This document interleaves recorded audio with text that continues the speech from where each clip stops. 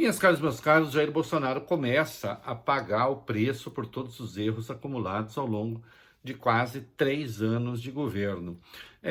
Dava-se como muito provável que se votasse ontem a PEC dos precatórios, mas acreditem, nem havia o número suficiente de deputados, porque Arthur Lira, presidente da Câmara, resolveu voltar com as sessões presenciais. Bem, as sessões presenciais requerem a presença de deputados e eles não estavam lá. Pior, partidos começaram a se articular contra a PEC, é o caso do MDB, que tirou uma posição contra o texto. O PSDB está dividido.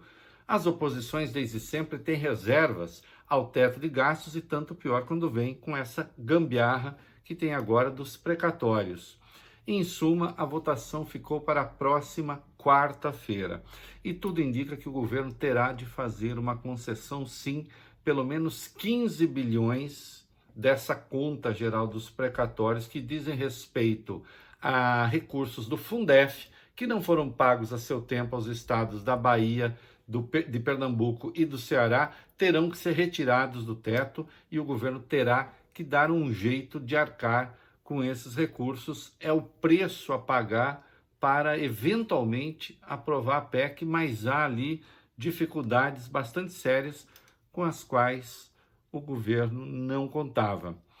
Isso é próprio, né, de uma gestão que não tem exatamente uma base de apoio na Câmara. Né?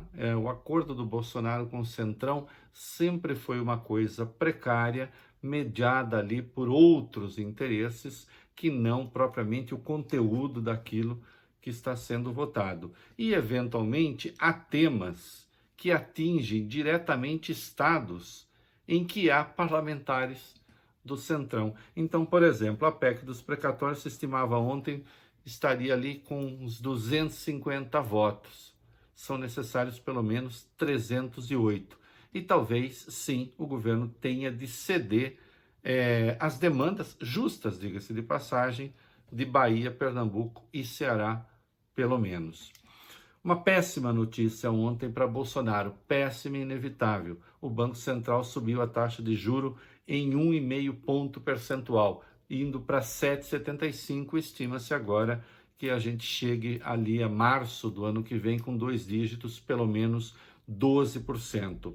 É o preço a pagar para fazer a inflação, tentar fazer a inflação voltar ali perto da meta, não é? Mas isso está longe de acontecer ainda.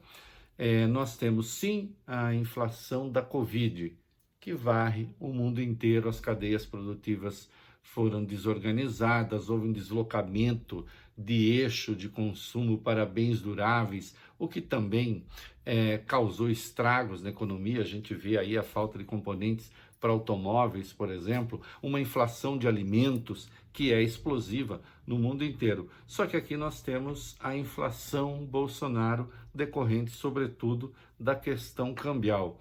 Isso foi se acumulando, na verdade, é uma somatória de erros que o presidente cometeu e que o governo cometeu e que deu nesse desastre que está aí.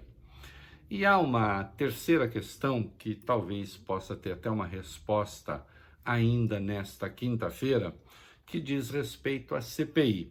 A comissão, ali como seu último ato antes do relatório, resolveu pedir a suspensão das contas do presidente nas redes sociais e quebrar seu sigilo telemático, isto é, dos últimos 2 anos, né?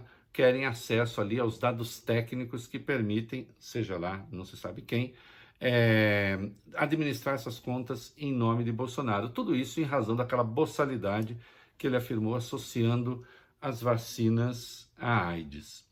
Olha aqui, as redes sociais de Bolsonaro são um esgoto, que fique claro, né? Mas a chance de o ministro Alexandre de Moraes conceder uma liminar a mandado de segurança, suspendendo a decisão da CPI, é grande. Eu tenho o dever de dizer isso. E até gostaria de estar errado. Por quê? Porque a CPI, entendo, não tem poderes para tomar esse tipo de decisão contra a presidente da República. Isso não tem nada a ver com o relatório, aí sim que pede a investigação do presidente passando pelo crivo da Procuradoria-Geral da República. Vamos ver o que vai fazer o ministro Alexandre. É isso aí.